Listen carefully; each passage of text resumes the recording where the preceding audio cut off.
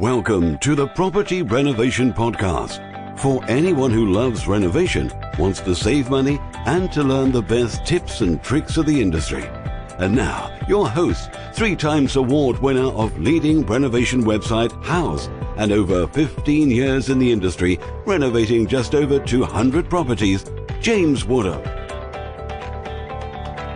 Hello everybody and welcome to episode 29 of the Property Renovation Podcast.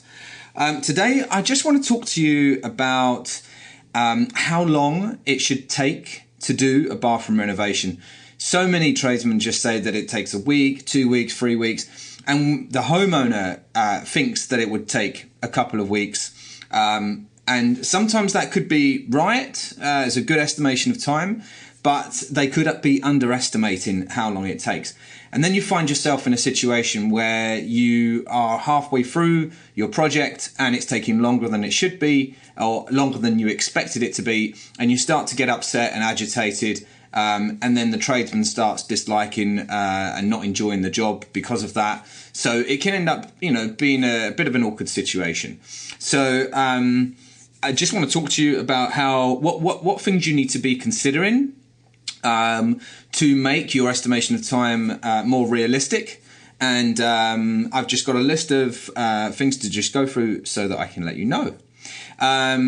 If you are viewing this in our group, hello to you guys. There's been a few more additions to the Facebook group over the past couple of days, so thank you very much, and I hope you enjoy this content that's going out live on this video.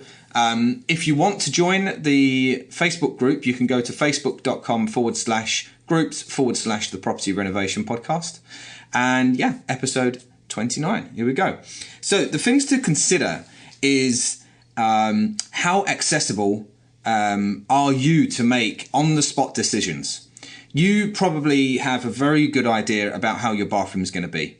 And you think, right, you can just leave them to it. But there are going to be decisions that the tradesman's going to call you about, and you need to make on-the-spot decisions as to whether to go ahead. This could mean that there are extra works to be considered, maybe things that weren't accounted for at the beginning, or maybe you've changed your mind or something doesn't quite go the way you wanted it to be. So then the tradesman's going to call you and you just need to make a decision right then and there. Now, you could be in meetings, you might miss the phone call.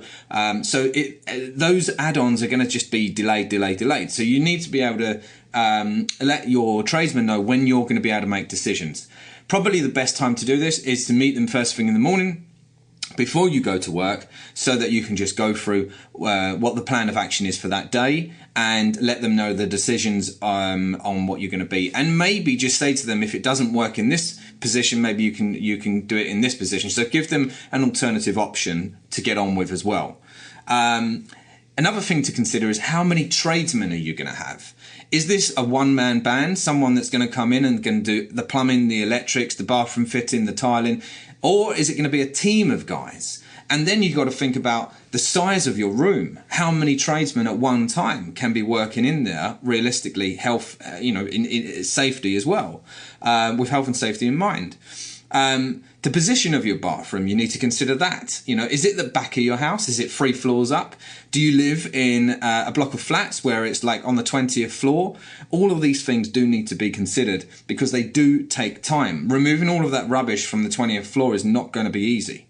Then things like the lead times for your suppliers, your tiles, your bathroom wear. Is this something that's going to be coming within the same week, or is it going to be a 2-week lead time? Do you need to order it well beforehand? These kind of things. Or can you just go to the shop and get them off the shelf the next day? Stock levels for tiles. Many people buy tiles on the internet these days, and the website might be telling you something completely different to when you give them a call and double check that those tiles are in stock. And not necessarily they are always in stock. They could be a different batch in colour with a really minute difference between them, but when you put them on the wall, they're really going to stand out. So you need to consider that as well.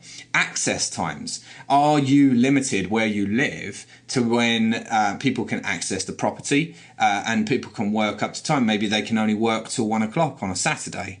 So you need to consider things like that. And then things like damp issues. Maybe you're doing your bathroom because you've already got a problem with damp, or there's been a leak in the past and stuff like that.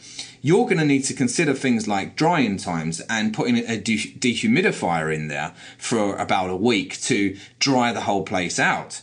Maybe you've got no ventilation, no windows in your bathroom, so it's going to take a bit longer. So you need to think about that as well. Okay, so then we go into removing of things, removing of the tiles. The plasterboard, that's going to need replacing maybe, because if you've got tiles on plasterboard, I know from experience the plasterboard comes with it. So you need to be able to allow some time for some new substrates to be put on the wall and replace it. Don't put plasterboard, don't put moisture-proof board around a bath. This is just additional. You need to be thinking about having a properly waterproof tile substrate, and something like Aquapanel or Weddy board is something good for that. How many layers of tiles are there? From what you can see, there's probably just one layer of tiles. From my experience in the past, I've taken off a whole layer of tiles and then there's another layer of tiles on top. Yes, people do that. They tile on top of tiles. So you need to be considering that. And then the type of tiles that's going to be removed. To you, this might seem simple. If you've got a large format tile that is on the wall, that's going to come off hopefully in one go.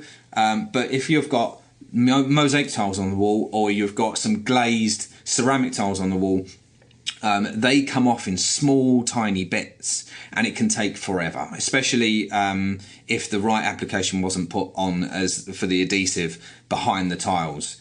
So you do need to think that that's going to take a lot longer than just taking off one big tile. Then you've got to think about the configurations. So are you changing the layout of your bathroom? And at this moment, your idea is it going to be possible? You might have to rip out the whole bathroom and then pause a minute and discuss what your options are. So that's going to take some time. About the drainage, maybe you're swapping your bath for a wet room shower tray, which is like a completely level floor. If you've got a concrete floor, then part of that, if you can channel out dig out some of the concrete, but that's going to take some time. At the moment, does your bathroom have all of the exposed piping? I know that in some old apartments that is the case, especially in some estates and stuff like that. So you need to think, well, if you're going to be sinking all of these pipes and hiding them away, you're going to have to chase out the wall, unless they are partition walls. So you need to just think about how much time that's going to take. Is the floor level? At the moment, it might not be. So then you're going to have to do a whole load of preparation on the floor to level it out. And that might need looking at the timber joists and adjusting them, or adding some timber to that. Maybe you need to lay a couple of layers of plywood. You need to just consider how much time that might take. Sometimes it can take 1 to 2 days. Sometimes it could take a little bit longer. And then with the substrates for the walls and stuff like that, you need to be thinking, are you going to be having some additional storage? Maybe you're going to be having some alcoves in your wall so that you can put some of your shampoos and shower gels and stuff like that. So you need to think, well, that's going to take some time. It takes a good hour to make an alcove, and depending on how many you're going to have, that could take almost half a day. Dropping the ceiling. Maybe you've got like a pendant light at the moment in your bathroom and you're thinking, because of the height, you might want to just put some spotlights in the ceiling, but it might not be possible. You might have a concrete ceiling, so you might want to drop the ceiling a little bit so that you've got some room to do that. And that takes some time. To do a small ceiling of 3 or 4 square meters takes a full day to do that. And then you've got to allow for plastering on top of that, which I'm coming to now. So plastering, you've got two options. You've got the skimming, and then you've got the bonding as well. The bonding is what goes first, and depending on whether you've got dry walls or solid walls. So dry walls, you can just apply a skim of plaster. And depending if you're living, maybe you're living on a few floors and you've got some heat from below. Maybe you've got some ventilation with some windows and stuff like that. It can take 2 to 3 days to dry out fully for plaster. But if you've got a solid wall that you've applied some bonding on and then you've applied a coat of finished plaster on, then that's going to take a week to 10 days to dry. You can speed up the process by putting a dehumidifier in there, but you don't really want to dry it out too quick, because then you can start some cracking and you don't want to get into that situation. So it can take up to a week to 10 days for that. And then once that's dry, if you're doing bathroom installation properly, you might want to consider tanking the walls. Now, tanking the walls, this is where you are applying a liquid onto the wall, and it is waterproof. So you would do this application if you just want to be extra precaution about long lasting for your bathroom. And you might want to be thinking about doing this definitely for a wet room installation. So you would apply this tanking, and it goes with some strips in the corners and the joints, and then you put the liquid on top. That takes about 24 hours, 36 hours to dry fully. That's almost, that's another day there as well. Then you've got to think about the tiling. So with the tiling, you need to be thinking about what type of material is it? Porcelain, ceramic, glass, stone, and they all take different times. And then you've got to think about the size. And one of the most tedious jobs is tiling in mosaic, because it takes forever. Most of it is, to do with cutting down the side, and you've got to cut each individual piece of tile. And then you've got to think about the grouting of that, because you're grouting every single line, gap in between those tiles. If you're putting a larger format tile on the wall, then that's going to take a lot faster to do. Then you've got to think about underfloor heating. Are you going to be having an electric-based underfloor heating or a water-based underfloor heating? In my opinion, electric-based is a lot faster than water-based, and you don't have to consider as much or do as much preparation. But then you've got also, for both of those, you need to consider the distance from the source. So if you've got an electric underfloor heating you're putting in, it needs to be powered directly from the consumer unit.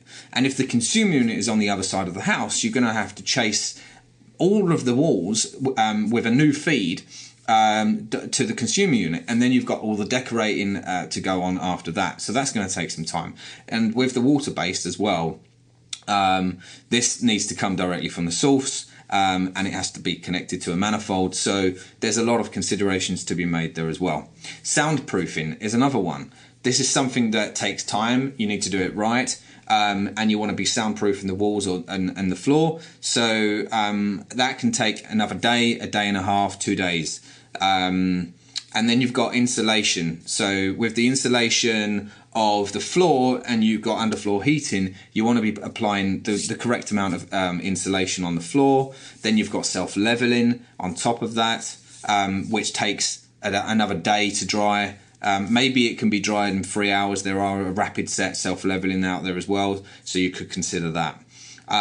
If you've got any painting to do after all of this, that's going to take some time. You've got to mask everything up, and then you've got to paint. Maybe you've got to do, especially if you've plastered your walls, that's going to take 1 mist coat or 2 mist coats, and then you've got two final coats on top of that. So that's going to take another day or 2 as well.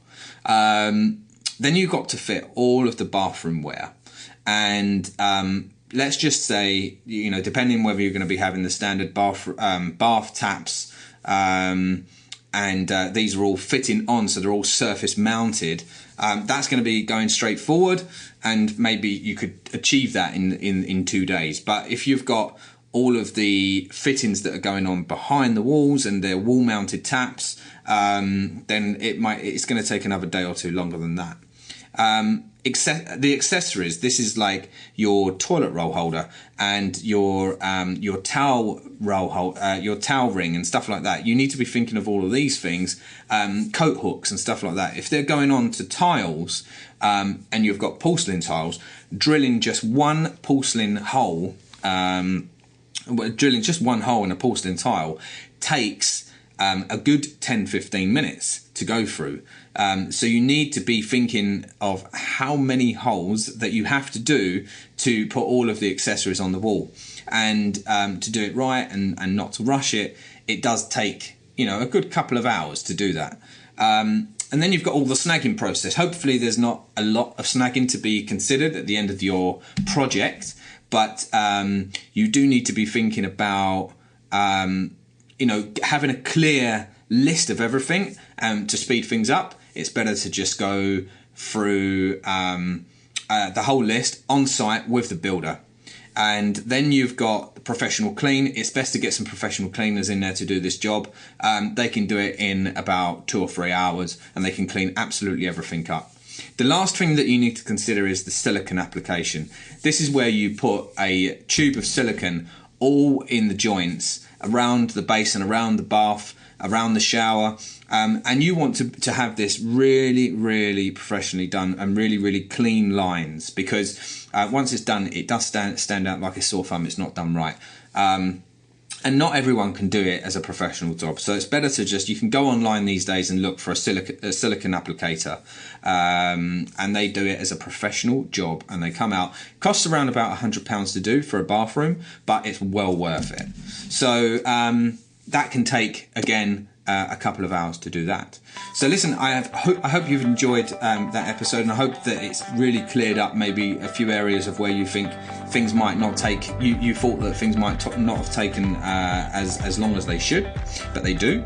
So thank you very much, and see you on the next episode.